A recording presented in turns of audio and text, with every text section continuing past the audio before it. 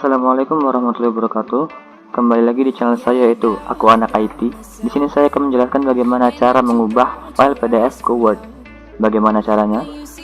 Di sini kita bisa lihat di mesin pencarian Google. Di sini saya akan memberitahu bagaimana cara melalui website. Ini cukup mudah. Langsung kita buka websitenya.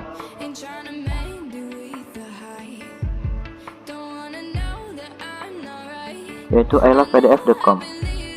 Langsung dibuka. Di sini banyak pilihan bisa kita lihat. Misalkan PDF, menggabungkan PDF. Di sini kita klik PDF to Word, yaitu memudahkan mengubah file berformat PDF menjadi Word atau Doc. Select PDF file atau geret file PDF ke sini. Kita geret file PDF-nya.